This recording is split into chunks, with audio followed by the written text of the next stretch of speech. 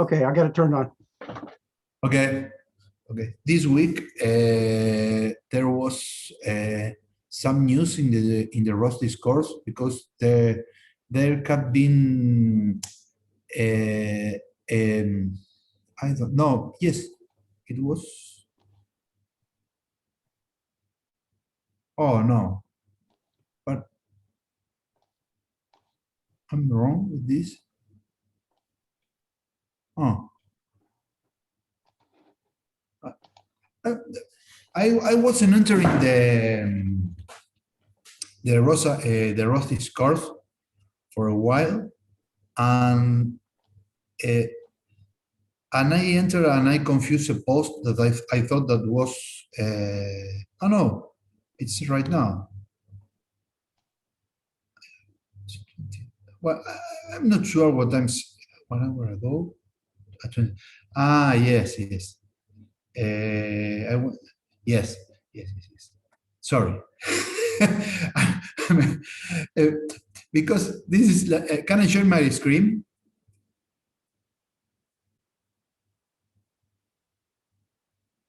You are mute. Sure. Yeah, yes, go ahead. Yes. Two things. One thing was that I get my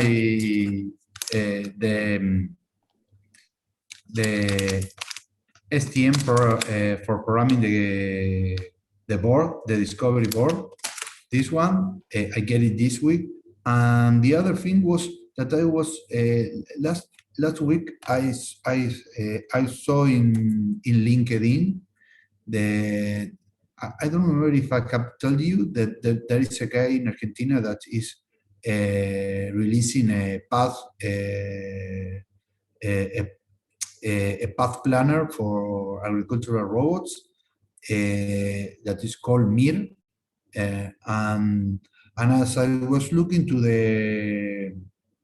the ROS discourse, I found out the post, but it's from the last year, from the ROS Industrial, that they are freeing another path planner.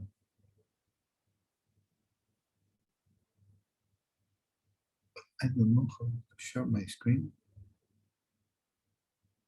No, I can share my screen. I cannot share my screen. You're mute. Why can't you share it? I don't know, because I make you host, and if you don't make me host again, I cannot share it with you. I think so. They cannot be two hosts at the same time. That I don't know why. Yes, now I can share. Okay. Yes. Yes.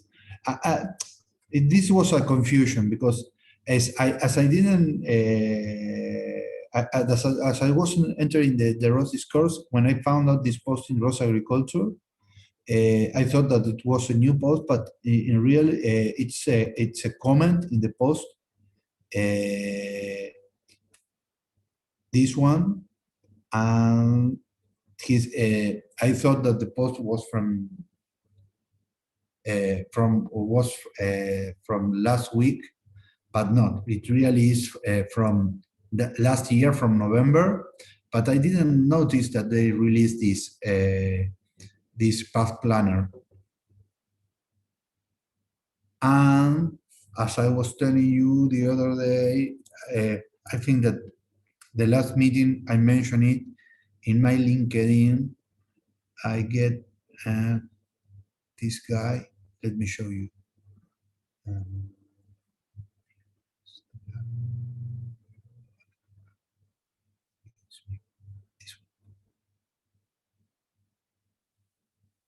This guy is from Argentina, and he's releasing this cloud farming route planner. I post the link in the last time in the tractor automation. Yeah, I did see this had shown up, and so I assume that's what you're talking about. Yes. Yes, this is much. I think that is much better than the other one, but this is not free. You have to talk with the guy, and maybe this one, maybe they will let you use it, but I'm not sure.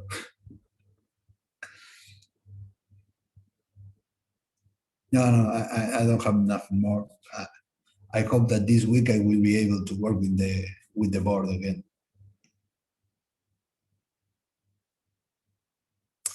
I'm not sure, Chef. This programmer is the one that you can use too for the blue pill. Can you stop your screen share? Yes.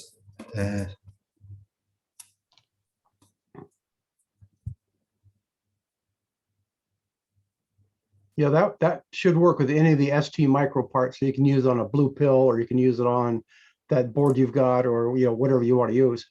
Okay. And then depending when you go to program it, I thought I had problems trying to get the regular IDE, whatever that big IDE is called, the STM32 ID. Yeah, that one. I was thinking I was trying to get that to program my blue pill, and for some reason I couldn't get that program to talk to the ST link. So I downloaded something else from ST Micro that's called Sí, the boot.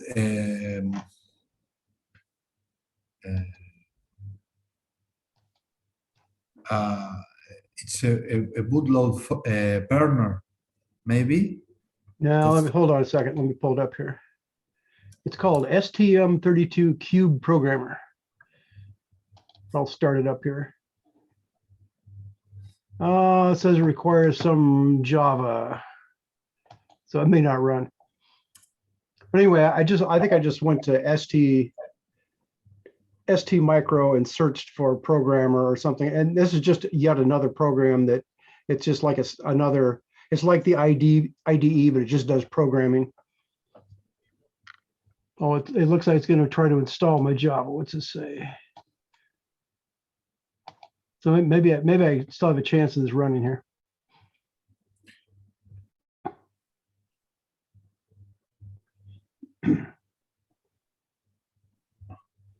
But anyway, once I loaded that, then I was able to. You just point to your hex file. So you got to go find the hex file under your IDE, and then point to that, and then say connect to the ST link, and then it will program the thing for you. Yes, I hope so. I would say. It says I have 28 seconds left for my Java to update here, so I might get to it eventually here. Yes. Have you been able to run the robot outside? Not for about a week or so. Okay. Well, simply because I've been too lazy to go out and do it. I've been thinking about this steering and how to take in the angle and scale it and then verify that it's correct. So I went through last night and put in. I took all my intermediate variables in my odometry. So you read the two encoders. And then based on what they're doing, you can figure out how fast you can figure out your forward speed and distance, and you can figure out the angle that you're moving. And then eventually you take that angle and you add it into your heading to come up with the heading. Well, if I had saved that intermediate angle that comes out, that might tell me, that might be the information I'm looking for. So if I say drive forward at 10 degrees to the left, and then go look at that value coming out and say, does that say 10 degrees? And then try to match those two together, to tweak it, to get it, to calibrate it down to the point where both of them match. And otherwise, I have to run through the, give me a second here. It downloaded this, but it's not going to install. Opening.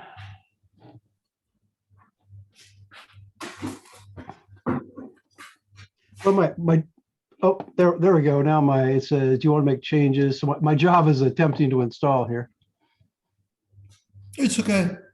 Now it seems like on the regular IDE, because it does various types of programming. It seems like if you get the right parameter, you should be able to say, I want to talk to an ST-Link programmer, which technically the board I have, which I don't have it laying there, must be upstairs, like that F4 discovery board, it basically looks like an ST-Link programmer.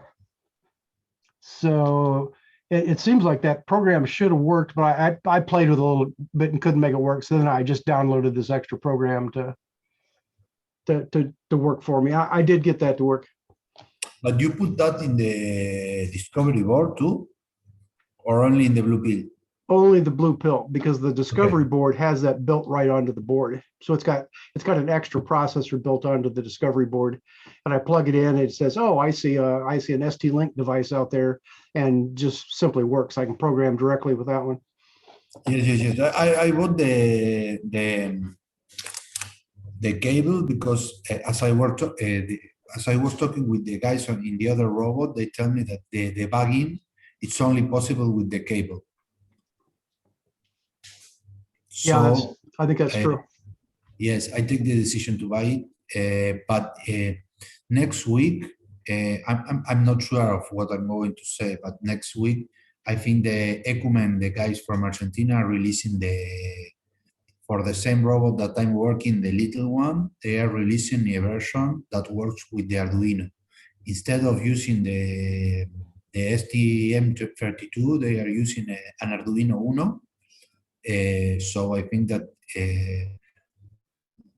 will be easier to port the ROS serial and the other to the ESP32 board.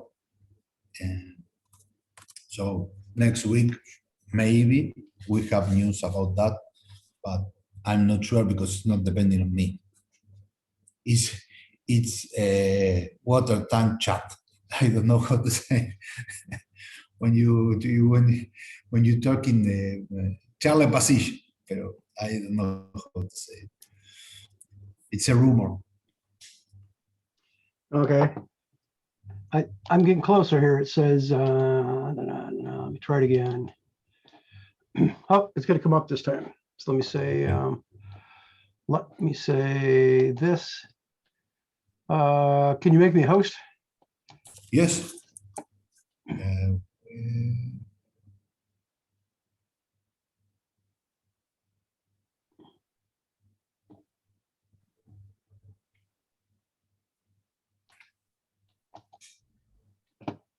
Okay, if I go, I'm going to pull it over to this screen first. Well, maybe I won't. Screen 1. Okay, if you can see,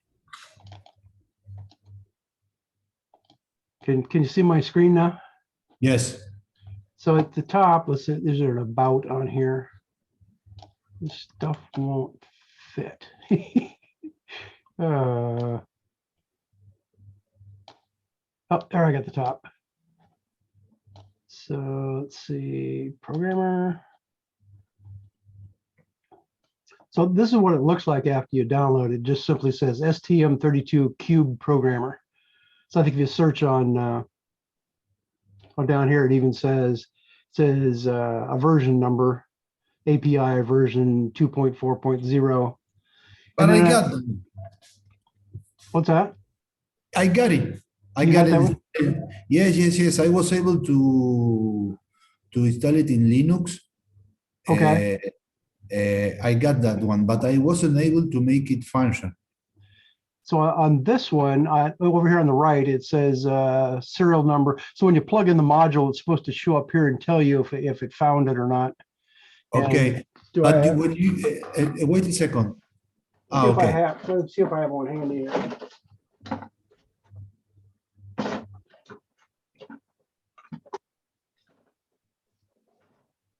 Well, I'm not sure where my programmer module is.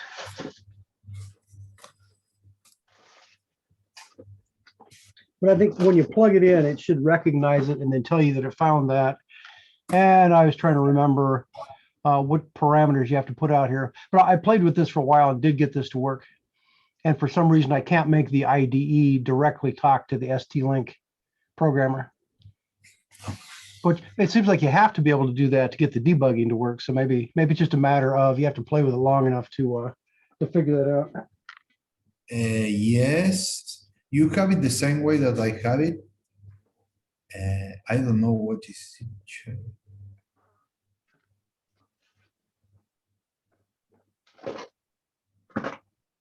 Yes, I wasn't sure that I will be able to do it, but I was able to install it in Linux, in Ubuntu.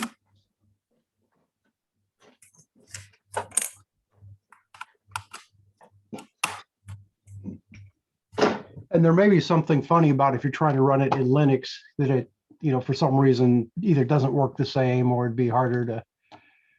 It's the same window. I can show you. It's the same window that you have. But I'm thinking, as far as the ports and all that, you might have to figure out how to get the ports to recognize it or whatever. So anyway, I guess I can't show any more on this except saying this is what I used on the blue pill and it did work. And for some reason, I could not get the regular IDE to talk to it. But so that was my point on that. And if I think about it, I'll try to track down my ST-Link programmer. I think I've got a little box with all my microcontrollers in. It doesn't seem to be right here. So if I can find that, I'll try it later and see what it takes to get that to talk. And this is installed under Windows, and I haven't tried it under Linux, so I don't know what the differences are there. I'm not sure. Yes, I get detected. So let me share my make me host again. And I will show you. I can't turn off my. Hold on. Yes. I can't seem to turn off my screen sharing. Maybe it doesn't matter. Is it? Can you, just out of curiosity, can you still see my screen at this point? No, I'm seeing you only. Okay, so maybe when you tried to do something, it kicked me off. Let me go ahead and get my Windows back. Chat hole, participant, Juan, more, host, make host. Yes. Okay. Well, does it work now? Yes. Okay. You see? Yes, I do. Yes. So when I do this, I don't get it, but now if I plug the. I think where it says. Oh, go ahead. Yes. Oh, not working now. But where it says no STM target found, that might mean it's not plugged into your microcontroller board, is what that means. So it could be the ST-Link. It found the ST-Link, but it doesn't know your processor is there yet. No, but it get you. It's the text here. You see here it detects. I'm not sure. I think that detects the ST-Link. Okay. So yeah, it looks like it did find your ST-Link programmer, but over there on the left where it says error, no STM target found, that possibly means because I don't have the board. Yeah, it could be you're not plugged in the board. That's why it's saying that. Yes, but I don't have the board now. But it's much better than I thought, because I didn't thought that it will be so easy. So I get the board at home. I will try it when I go at home. Now I'm at the office. Okay. The other thing I remember is when I tried to use it, it said your firmware is out of date. There's a little button there that says firmware upgrade, and if you click on that, that just loads the new firmware on the board. Yes. So for the board. You may have to go out to their website and download the firmware upgrade. That might be what that's talking about, or .jar. That's like Java something. So it either can't find the upgrade to use, or for some reason that piece of software isn't loaded. But Google will tell you, say you're using this program and you got that message, and then that'll tell you something. So Yes, I think that this one here is the problem. It's saying that I got the firmware of the ST-Link. I need to update it. I think it's just telling you what's in there right now. It tells you the version you're at, and then the button on the right where it says firmware upgrade, that if it has newer firmware, that will load it. And if it doesn't complain, I'd say go ahead and use it. But when I tried to use mine, it said, oh, I can't continue until you upgrade the firmware. So that's how I knew that there was a problem. And then once I got past that, it worked fine. So I'd say go ahead and hook it up to your board and see how far you get. And it's just a matter of what you're in here. Have you actually run this program before? No, it's the first time because I wasn't able. I got a lot of problems and I didn't have the USB, the ST-Link. I received it this week. I don't know why they take so much time to bring it, but now I will be able to test it this weekend. Okay, I think once it's connected to the board and you load this up, then on the left in that top window up there, I think it'll say I found this processor, and it'll show you a bunch of information about the processor. And then Yes. you probably have to say open file, and then you have to point to the hex file that you created with the IDE, and then say go. There's some instructions on how to make this work. I think it's Yes. probably on the STM website is where that was.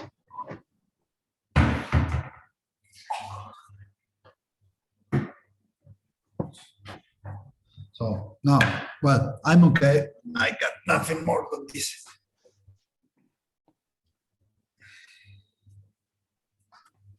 Like I said, that's a matter of just try it and see what the next step is, once you get it hooked up and see. Or you could also try it on a blue pill board, just wire you just got to plug the wires in the right spot, and you can try it either way to see, try both of them, see if it recognizes them. That way you'll see what the difference is on between the two. Yes, because I wasn't able to upload code till now, so I will try to flash firstly the code for the robot, that the little one, the NOAA robot that is in the discovery board. Later I will play with the blue pill boards that I have. I'm not sure if I got another STM32 board.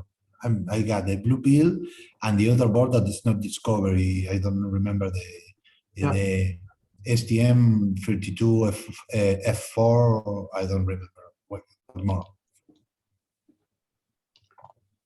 What was I going to say?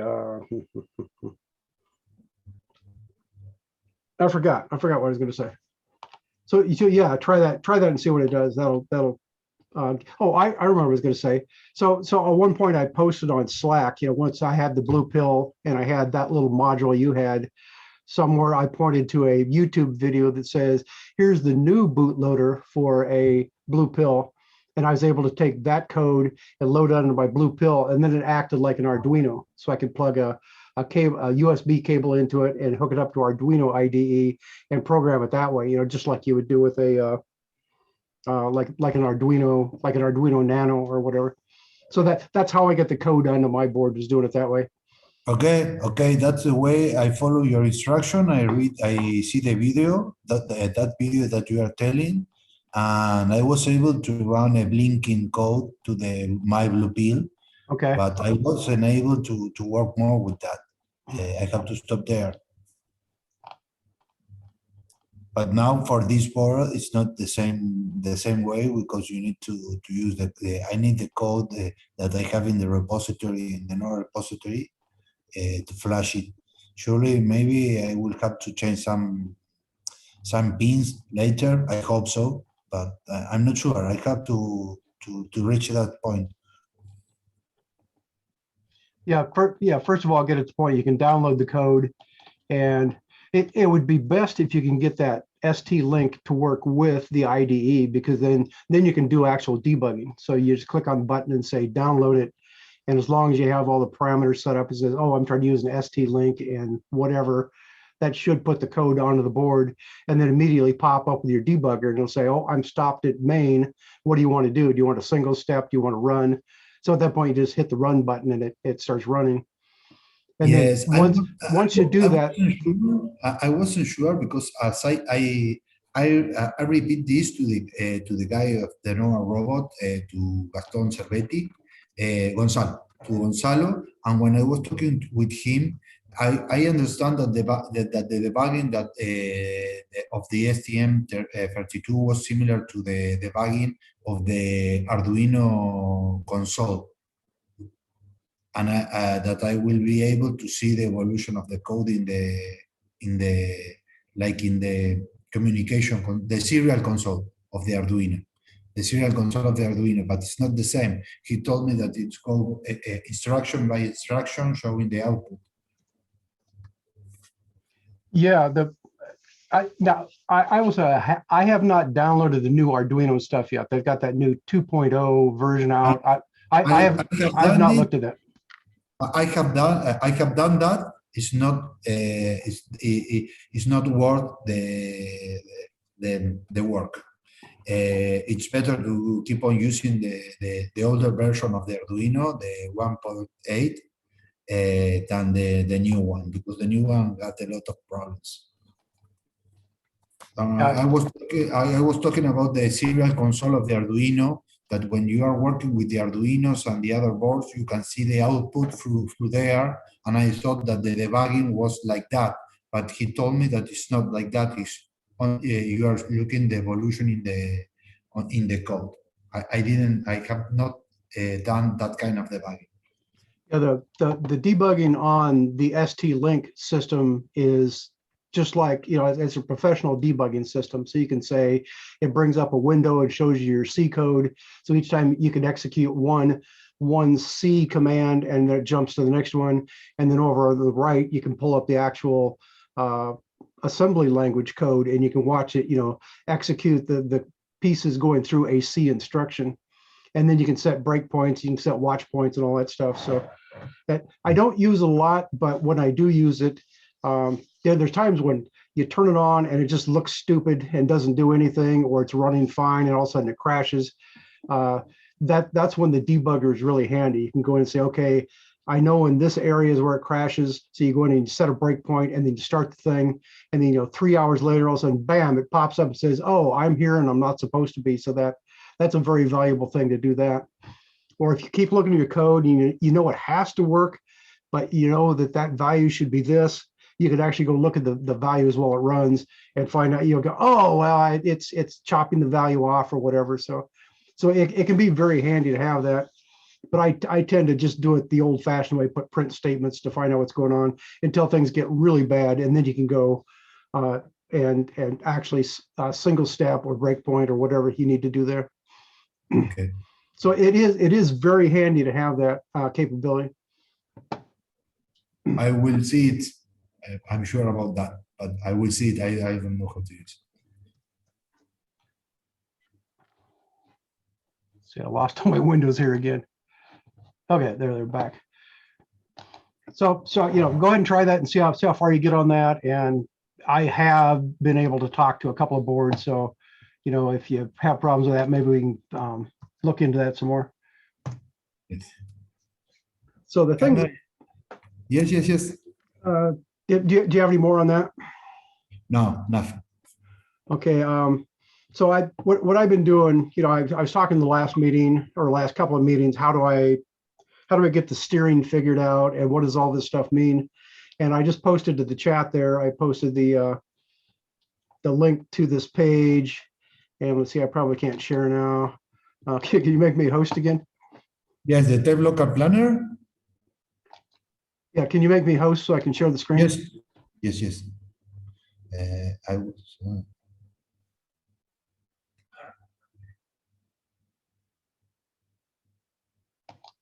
Your host.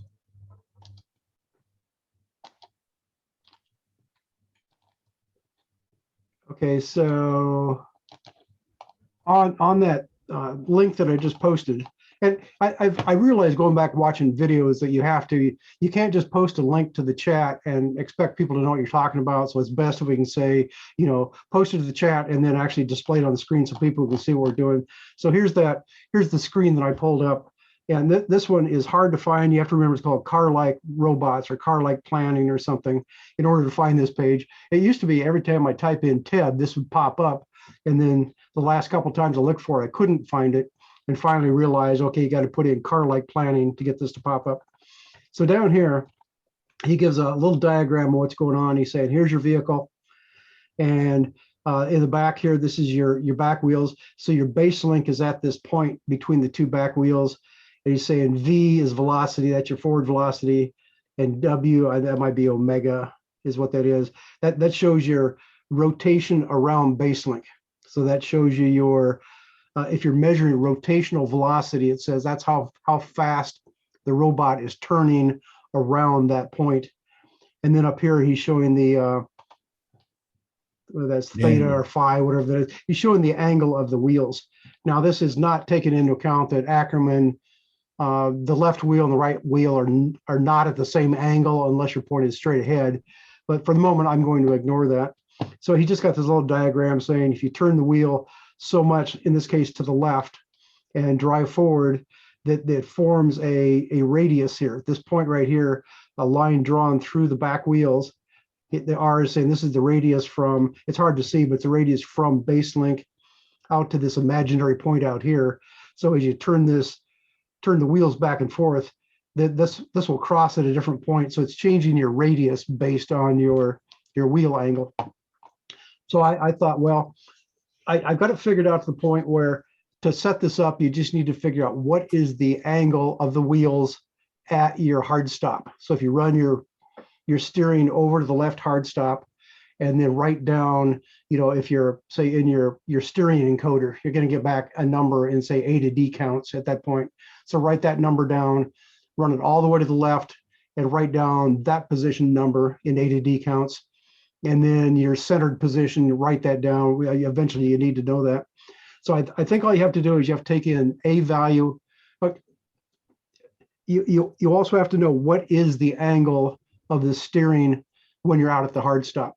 And as I told Al one time, if you physically measure this, so he's got a video somewhere or some pictures, he put his lawn tractor in his driveway and he put it like a piece of metal or a piece of wood against the side of the tire and turned it all the way to the hard stop and took chalk and put a line on the ground and then moved it back to the center position and put a line on the ground again for that. Then moved it all the way to the right hard stop and put a line for that. And I think you need to do that both for the left tire and for the right tire. And then when you're done, just take a protractor and measure the angle between straight ahead and the point at your left hard stop. And let's say on mine, I think it comes out to be about 30 degrees. On his, he was coming up with numbers like 67 degrees or something. So his turn's really sharp compared to mine. And yours being a different brand than he has, I don't know what yours will be, but whatever that angle is, use that as a starting point. So like on mine, I think it's about 30 degrees, which I derived by driving it around. I can talk about that in a second. So I think mine is 30 degrees. So I would simply say the number coming in from your modified command velocity says 30 degrees. You want to have that number equated to the counts at your left hard stop. So everybody's been using a map command. Arduino's got a map command. You say map 0 to 30 to whatever your center A to D counts is, to your left A to D counts. And once you do that, I think that then locks the steering into what ROS wants to see, because TEB Planner puts out an angle and you just need to equate that angle to the physical steering. So on this diagram here, where they say they're showing the steering turned what looks like about 45 degrees to the left there, and then that forms that forms this radius here. So then down below, so he's showing you what the different pieces are, and he gives a little description here. And if you look down here, there's some code, and the code says, this code is actually, if you go to the TEB Planner GitHub, it's just an extra little utility that somebody wrote.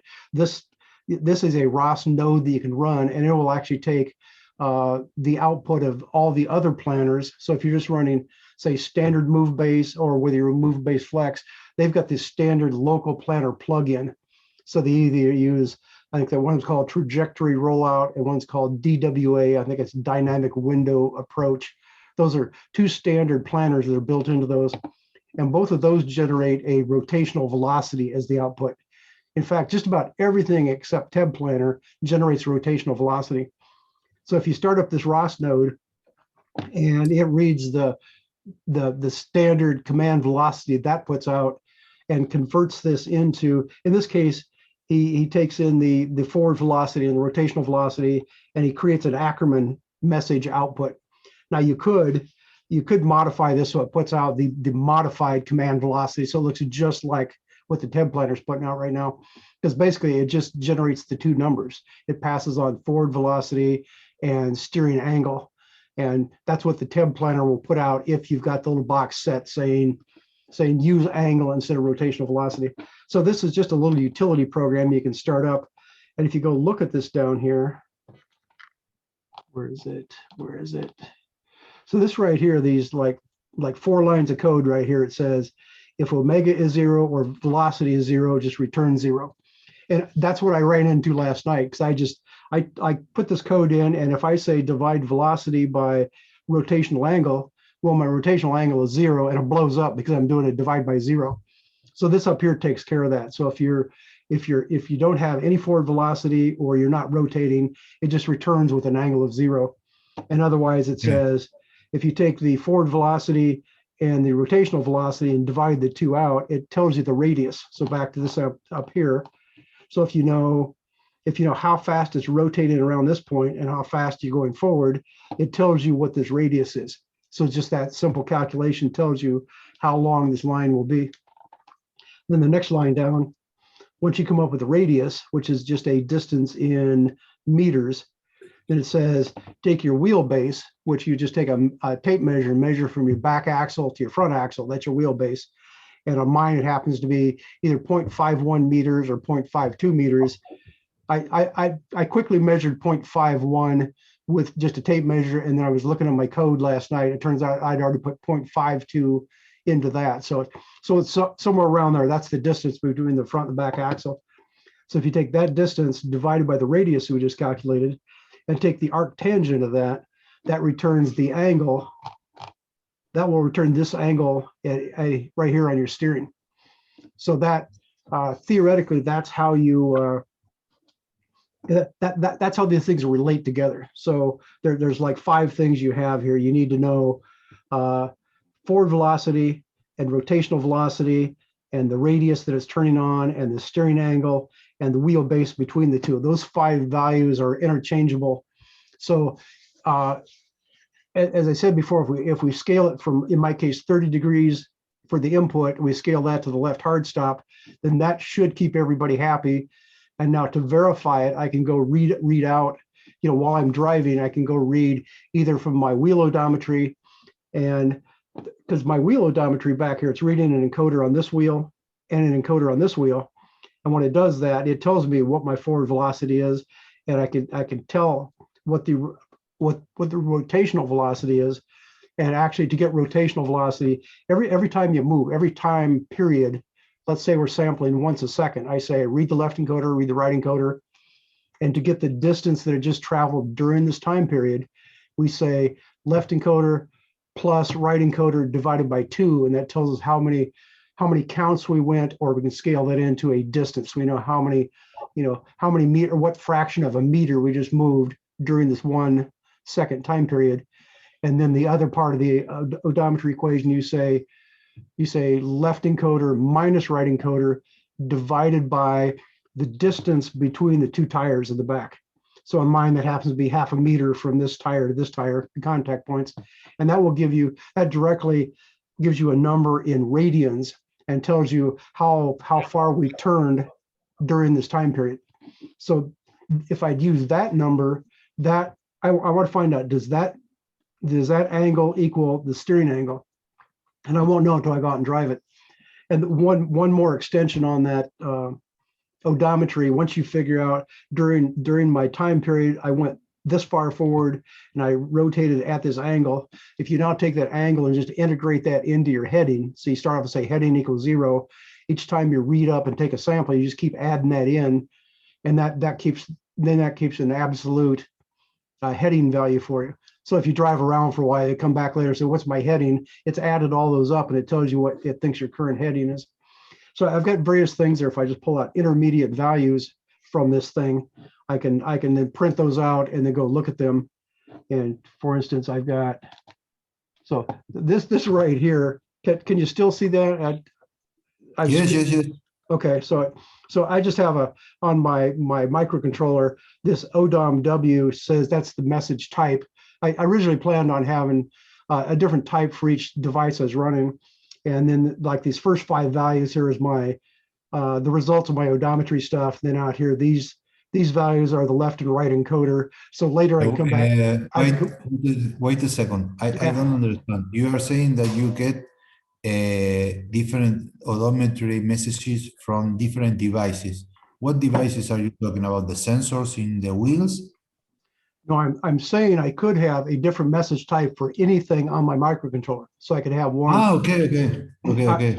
I started off, I was going to have one for wheel odometry and then have a second message for Ackerman odometry, where I derive the distance from the back wheels and take the steering angle from the front and generate that.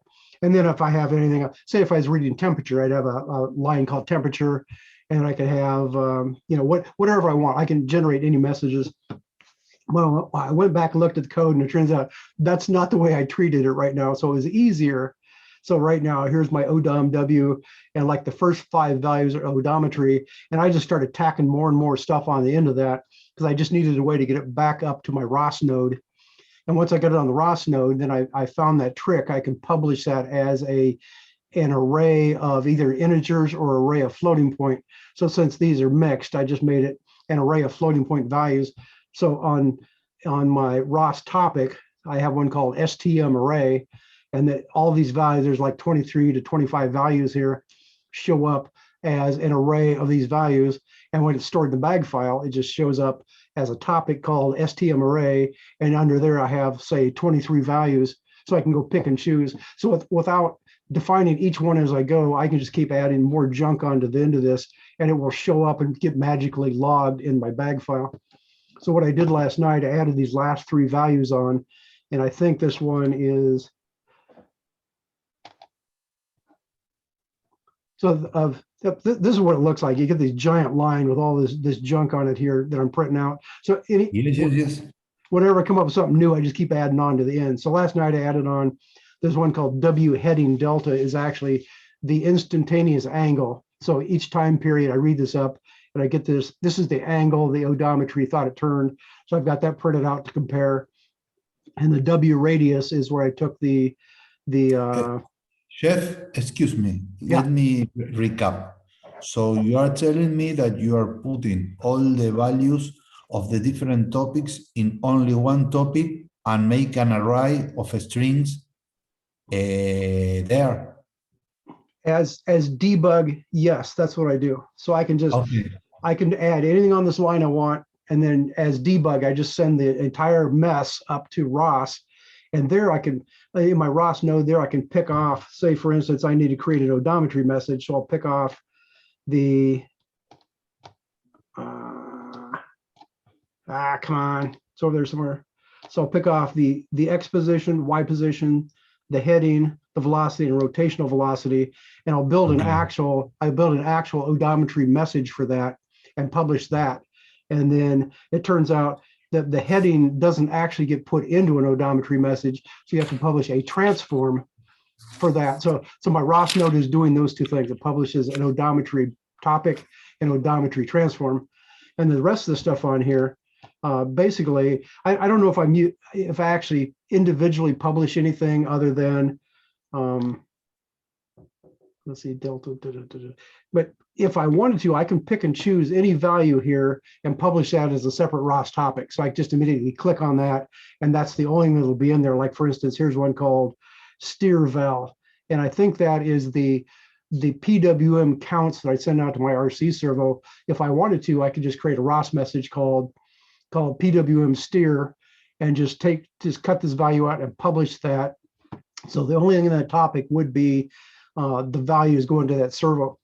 But what I did instead was, or in addition to everything, I just took this entire line of text that comes in, and the line of text looks like this as it's received, and I just publish that as an array. So later I can come back and say, if I know which field, like see this field right there, it says 5862, that's that steer valve I just mentioned. And then you parse it. Yes, so I parse it out into however many things there are. And you know, I'm doing this in Python, so I think it's called the split command. So you say split based on a comma, and it comes back and says, here's a list of all these different values. So you just go out, and if you know this happens, it will say that's entry number 12. I don't know what it is, but you can just say data entry 12 will be this number. So that's how you pick and choose what you want. And but sorry. So, but let me recap some because it's much. So you are building an object that that are or the array is an object or the strings in the array are objects. Well, just that most of this is debug information. It's just a convenient way to get all my value, any value I think of in my microcontroller. Say if I had something called temperature, I could say just read up the temperature, add it onto this line, and it would show up at the end of the line here. And then that magically just shows up in a ROS topic. And then when I come back with Plot Juggler, I can say pull up the STM array and go down to whatever we'll say that's entry number 24 now. So I say, click on entry 24 and say, plot that. Then I'll have a plot of the temperature on my graph out there. So this is just a convenient way to get my debug information from the low level all the way up to a ROS bag. And how do you manage the publication rates of the different topics to this? Like in this case, I generally publish them at whatever rate they come in. So on the microcontroller, I've just got a loop running, and this might be like 10 times a second. It just dumps out this line of data. So then so in my ROS node, I just get a callback saying, oh, I just received a line of text from the microcontroller, and it just immediately parses it and publishes an odometry message, and then takes the rest of it and publishes that into an array. So those are going to publish at whatever rate they're coming in from the device. Okay. And since you mentioned that, I see I've got a couple of Python programs that are chewing up 100% of the processing time because I need to figure out that ROS pi spin or whatever it's called. You know, I just got a loop running, and it's sitting there. It's trying as hard as it can to chew up all the processor time because I didn't put that ROS spin thing in there. So I tried to add in that, and then the thing wouldn't run. I was out in the sun in the yard. I thought, well, screw it. I'll just comment those out. So I'm back to the point where I've got at least 2 Python nodes are chewing up a lot of processor time. And number one, I know it's chewing up processor time because you can pull up top or whatever program to say how much processor time is being used. Those are right at the top of the list, saying both of them say 100%, and my computer gets hot because it's running at full power trying to do nothing. So I need to add that and track that down. And it should be a simple thing, but whatever I put in didn't work, and I copied it out somewhere else, and then it didn't work at all. So I just got to go back and figure that out. But that's how I control the rate that it publishes, which is whatever rate that the device, the low level device, sends it to me. I just go ahead and immediately publish that. So technically the low level controller is controlling the publish rate of this particular data that I'm showing right here. Okay. And then actually in my microcontroller, you know, I can run different sensors at different rates. And then when I get ready to publish down there, I just say, you know, maybe 10 times a second, just grab all those different values, build this command line or build this data line and send it out. So then if I'm sending this out 10 times a second, then in ROS, it'll publish, the topic will publish 10 times a second. And what I found extremely handy is that Plot Juggler is smart enough to take data. Let's say my data is publishing at 20 times a second. My IMU is publishing 20 times a second. My microcontroller is publishing 10 times a second, and my GPS is publishing 5 times a second. Plot Juggler is smart enough to line all those up. So it looks at it by time, not by samples. But if you tried to look at that in Excel, well, then you're going to have, you know, so in Let me stop Yes, sharing. yes, yes, I understand. Different cells. Yeah, so if you try to do that in Excel, you get it where the GPS would be this much data, and then the microcontroller would be this much data, and then the IMU would be this much data, and they're not lined up. But Plot Juggler is smart enough to look at that by time, and regardless of how many samples you have, it lines all that up, and that's an extremely handy thing to be able to have.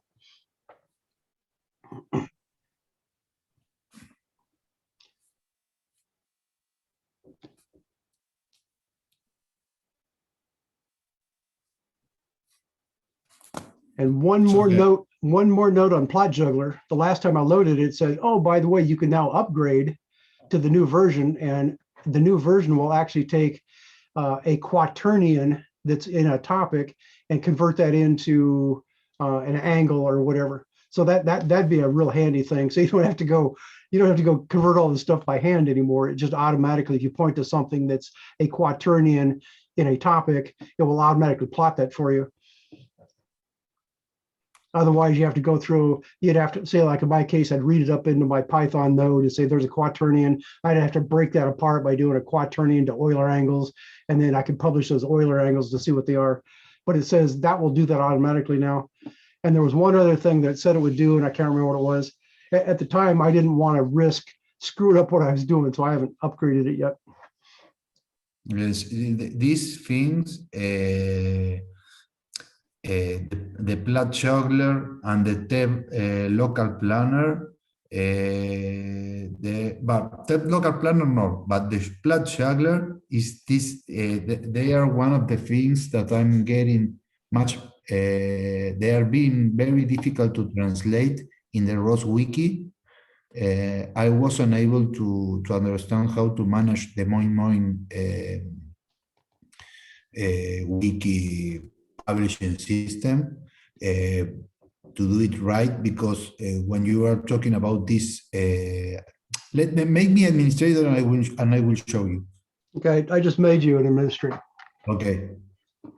And what I found, I'm not sure you have to do this, but so when I run on ROS, I bring up a command window, just regular Linux command window, and I say ROS run Plot Juggler space Plot Juggler, and it brings up Plot Juggler, and then at that point I can just say point to a bag file, and it just all works. That's all the additional information I had to know to make that work. Yes. As this thing that I was saying, this is the wiki, and it's extremely difficult to find information about these Moin wikis, and I have translated a lot of articles, but I'm stuck in the ones that work like this, that got this one, the kinetic, melodic, and noetic here. I'm not able to find out I don't know how to say, the plantilla, the frameworks that they use to edit these articles. Oh, you want to edit the thing? Yes, I'm being edit. I think like this. where it says page, yes. I assume it's page, and it says editor. I think you just click on edit. No, I'm editor of the wiki. I edit a lot of articles in the wiki of ROS to Spanish. Okay. Now this is one of my main works, but this I'm now working in these ones, the ROS launch, but when these ones are not so difficult to translate. The ones that are difficult are the ones that you got this kind of, I don't know how to say I don't know how to say plantilla, this framework, because when you have to work with the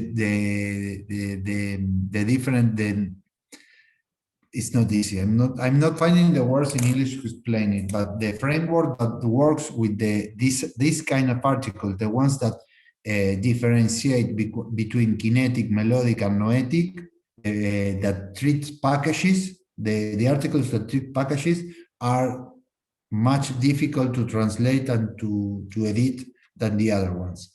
and I'm stuck with this.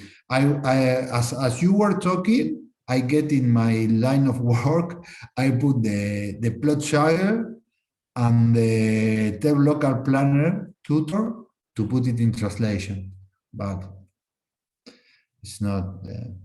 It will take me a lot of time to go there. And I haven't gone through, I haven't figured out how to edit the wiki to that point. I went in one page and I just added some stuff at the bottom saying this is how you get some of the GPS stuff to work. And other than that, no, I don't know how they do that with the multiple versions between kinetic and noetic and all that. I don't know how they do that, but it's very difficult. Today, in the last 3 months, I have translated, I think that 31 pages in the wiki to Spanish. And the ones that are about the packages are impossible. And one thing that is very, very difficult, and I'm trying to find, is to find the lost links in the wiki that I have made, because I have committed some errors while I was editing, and I don't know how to do it, and I'm in a rabbit hole because there is not quite good documentation about how to work with Moin Moin, and the one that it is not, I think, updated. so up to this point, no one has translated this before? No, yes, they have translated, I think, 4 or 5 pages, but that's why I have been working in this. I think that you have understand me. As I cannot work in the robot, I began working with the translation, and I have been working a lot in the translation stuff. But and another guys from the community in Spanish have helped me with the correction of the things that I'm translating. That is Matias. He's from Ecumen too, and a lot of people of Ecumen.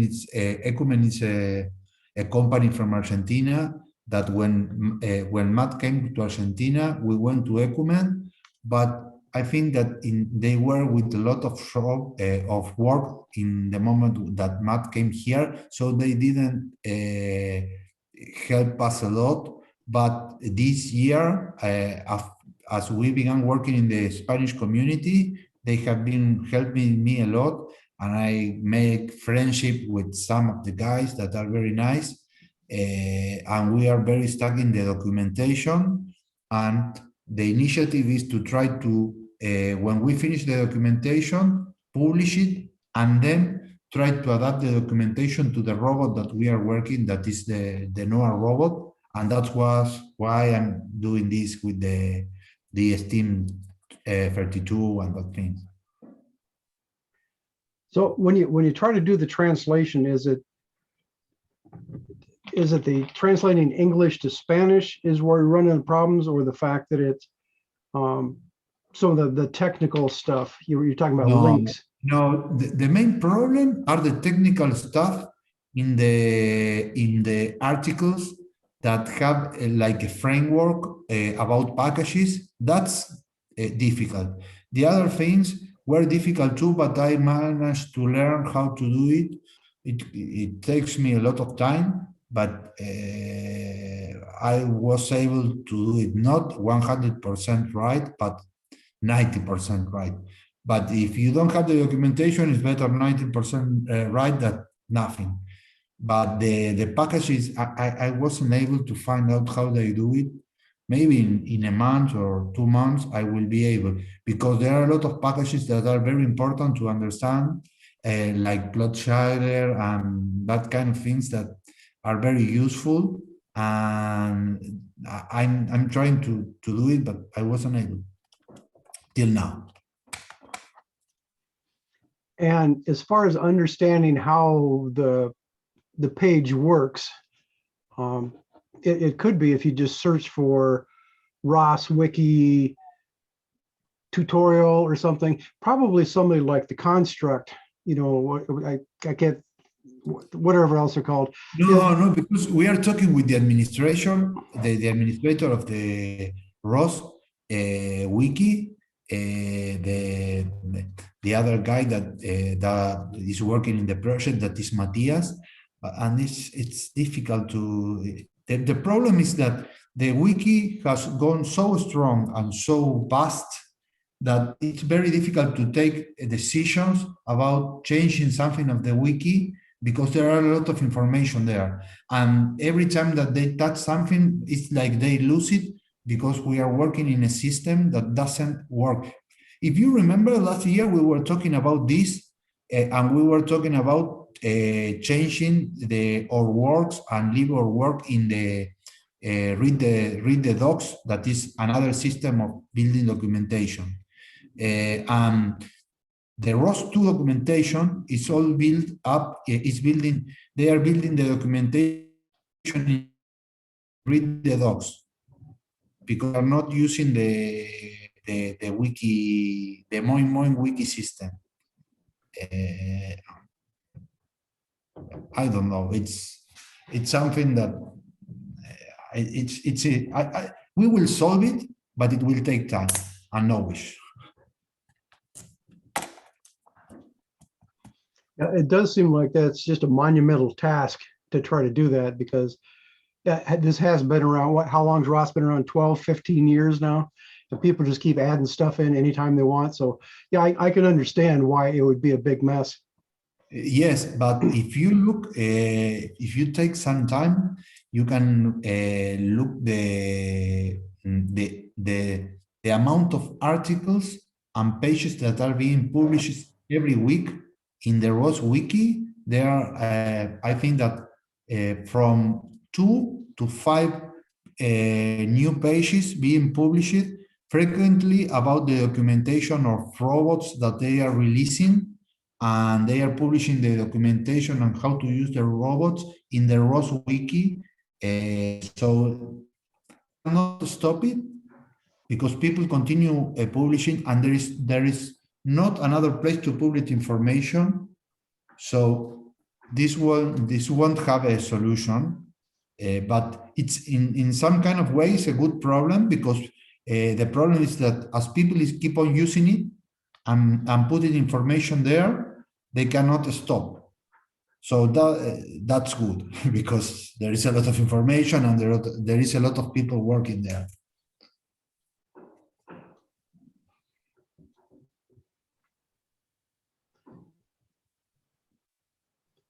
I understand the problem, and it's way beyond me. I don't know where you would even start.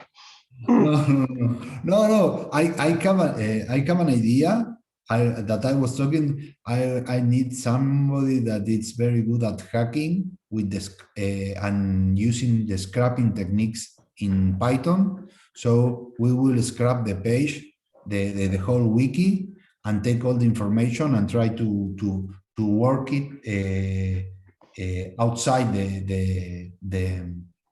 the wiki, because we understand that the administrator of the wiki does not want to give us access to the server. That's the only way that we can understand the amount of pages that we have to work, because it's like doing the tree instruction in the command line. Once you do the tree instruction, you will get the whole map of the wiki, and find out the dead links and the loose links in between the articles. But as we cannot do that, because it's understandable that they don't give us the access to the server, we will have to find out the way to scrap the complete wiki server and get the information about the pages and build it from outside the scouting of the information. But that's a common thing.